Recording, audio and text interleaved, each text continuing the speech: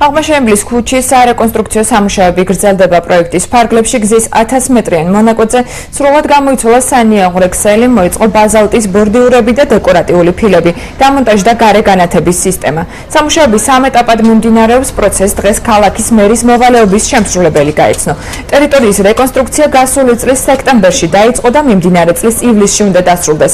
4.741.000 ლარის ღირებულების პროექტს ტენდერში გამარჯვებული კომპანია არნაბი 21 ასრულებს.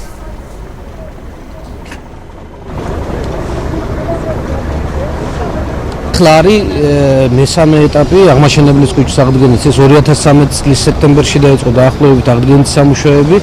პირველ რიგში აქ საკომუნიკაციო ქსელი შეიცვალა მთლიანად, წყალსაკანალიზაციო გაყვანილობა, ანუ რეაბილიტაცია მოხდა. აბიძის ქუჩა გაიხსნება დღეს უკვე, ანუ პირველი ფენა ამ ასფალტის დაგების შემდეგ.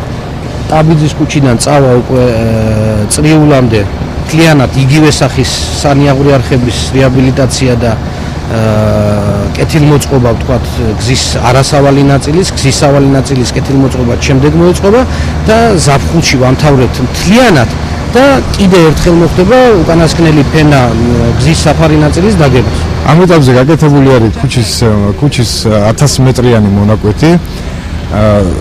გამზადებული არის, ანუ დასრულებული არის ბორდიურები, სანიაღვრე სისტემა, ბორდიურები, ფილებით და განათებით.